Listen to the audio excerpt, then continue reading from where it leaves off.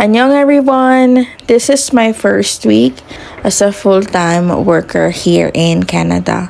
We were advised to wear a business casual. So, ayan, nag-business casual ako. But let's see kung ano yung mga suot nila so that we can adjust. So, first day is nag-Uber muna ako kasi nakalimutan ko yung jacket ko at na-miss ko yung bus. So, nag-Uber muna ako for the first day and then para hindi rin ako masyadong maratel since naka-heels ako para komportable din akong pumasok. And ayan, so gandang-ganda na naman ako sa sarili ko. GGSS na naman si ate mo, girl, dahil ang tapatan na naman ng liwanag ng araw. And I also wear this earrings na binili ko din noon sa Lovito. It's so pretty. It's so nice.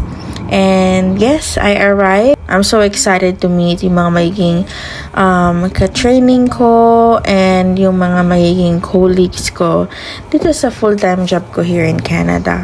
And since this is the first day, I don't wanna be late, so I make sure I arrive early.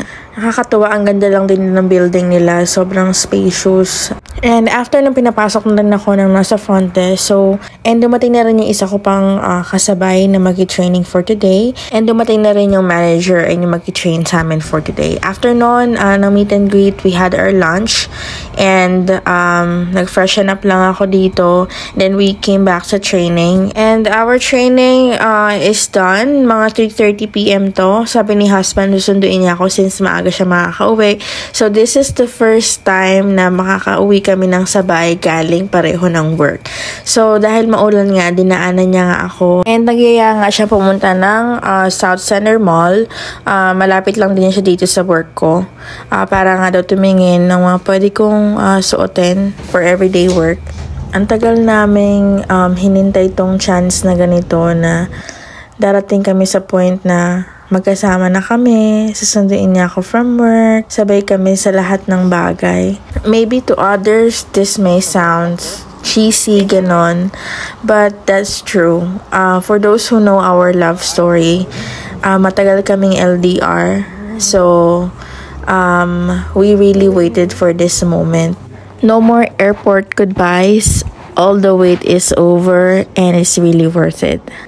Ay, nagdrama na naman ang prinsesa. Anyway, nandito na kami sa South Center Mall.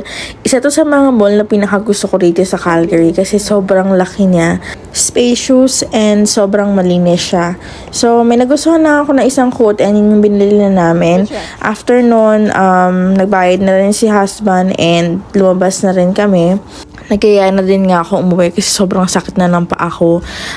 Thankfully, meron akong sleepers na nandoon sa sasakyan. Kaya, yun yung sinuot ko. So, nakarating na kami ng bahay. And I saw them na they're not really wearing naman ng heels. So, I can wear sneakers probably tomorrow. And that's our first day. And next day is Tuesday na.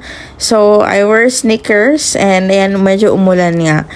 And nag-start na rin ako ng mag-bus and train going and back from work. And from the C-train station, maglalakad ako ng mga 6 minutes probably. Sa mga nagtatanong saan ako nag-work, I'm sorry I can't disclose it since it's confidential. But I'm gonna do my best to, do videos. But not inside the office. Siguro sa mga hallway, ganyan, outside, mga ganon. So, we also had our lunch here. Nagdala lang din ako ng pasta na ginawa ko nung last time. And yeah, natapos na yung second day natin and pauwi na nga kami. And I also have a friend. She's also my co-trainee. She's very nice. She's very pretty. And she's from India. I'm so happy na may mga nakikilala na ako dito rin sa Canada. And medyo mas comfortable na akong nagko-commute ngayon kesa nung una. Medyo parang hesitant ako, ganyan. Kasi iba yung nakasanayan ko sa Pilipinas, ganon. But dun sa mga bago sa Canada, don't be afraid. And ayan, nakarating na ako sa bahay. So happy, and dumating din tong package na to na in-order ko rin. And then, isa sa pinag-usapan namin dito ng husband ko is kung paano namin gagawin yung mga household chores. Of course, we're both working na. dapat pinag-uusapan yung mga ganung bagay kasi that may cause din ng mga misunderstanding na minsan lumalaki ganyan. So, you really have to make sure na pinag-uusapan niyo yung mga ganung bagay para at least malinaw and we always remind each other na this marriage, we are a team. So, we have to do everything as a team kasi no one will do it for us kundi kami lang din naman. And nagluto nga ako nitong kimchi rice. And nag-oven lang din ako nung binili namin na yellowfin yata yun na fish. And ng broccoli for dinner. Para naman pag uwi niya, since I have time, aga ako nakauwi. I mean, I-crave ko nga ng mga 1 minute yata tong fish na to kasi nga frozen siya. And kailangan ko na siyang lutuin. But that's fine. Masarap naman yung outcome niya. And I hope mag-sale ulit to sa Costco kasi sobrang nagustuhan namin siya. And with broccoli as well for fiber. So, after nyan, ng dinner namin, yes, of course, rest. And the next day is Wednesday. And ayan, binili ko nga pala yung sinuot ko dyan. Mali. Sinuot ko yung binili ko na coat nung nakaraan sa South Center Mall. And the bus is here. Nakakatuwa kasi kung sino yung nakakasabay ko simula nung Monday na naghihintay sa station. Kami lang din yung mga magkakasabay na sumasakay din ng bus. And nag-train lang din ako. Nakakatuwa, wala masyadong tao ngayong araw na to. I arrived in Southland Station and nag-walk lang din ako papunta ng office. Mas masarap maglakad ngayong araw na to kasi nga hindi na nga umuulan. May araw na. So, hindi masyadong madulas yung daan. Kaya ma-enjoy ko talagang maglakad papunta ng office. And of course, naka-sneakers tayo. Tayo may hirapan maglakad. Nagdadala rin ako ng lunch ko dito everyday talaga. Kasi feeling ko parang mas makakatipid din talaga kapag nagdadala ka ng lunch mo. Kasi pag nasa office ka nang wala kang lalang lunch, based sa observation ko, most of the time, nag-order sila. And ayoko naman na nagka-fast food everyday. So, for me, gusto ko yung nagbabaon. And dumaan lang din ako dito kasi yung tapat naming building, meron silang coffee shop. And their coffee was really, really good. And sa office, may sarili kaming kitchen. Kaya nakakatuwa, nandun lahat ng kailangan mo, lahat ng halos kitchen appliances na normally na ginagamit, andun naman. Kaya makakakain ka talaga ng komportable. And ayan, the day is over and uuwi na ulit kami. Tapos sa train ko, every 5 minutes naman may dumarating. So nothing to worry about. Ganun din sa bus, nandun na rin sila pagbaba ko ng train. And nung nakarating ako ng bahay, dumating na rin si husband and nagpunta na rin kami sa appointment namin kasi meron kaming doctor's appointment today. Meet and greet namin yung magiging family doctor namin. So, after nun, we're done. Dumaan lang kami sandali sa Korean store kasi may kailangan kaming bilhin. And bumili lang kami ng seaweed na gusto niya. And then we also got yung sesame oil kasi wala na kaming sesame oil. Sobrang mahal lang din ng sesame oil. We also got this chicken and then after that nakakita kami itong Jin Ramyun. Ito na yung isa sa mga favorite kong ramyun na naka-sales. And itong kanilang parang rice cake yata ito nila. Kung nanonood kayo ng mga historical Korean drama nila, madalas silang kinakain yan. After naming mamili, nag-drive na rin kami pa uwi ng bahay.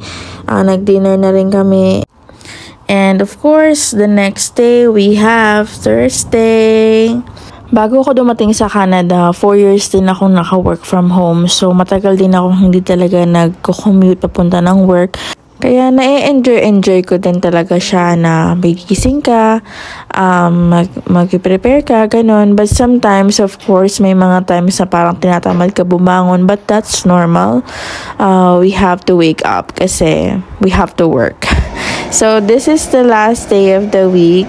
It's Friday. So, tomorrow is our day off na. But just for this job kasi tomorrow meron tayong pasok sa part-time natin.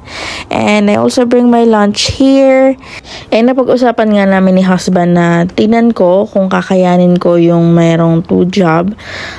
Basta sabi naman niya kapag hindi ko kaya, I can definitely do 1 job lang. But let's see muna kung kaya naman. And after that, yes, it's day off finally and we're going home.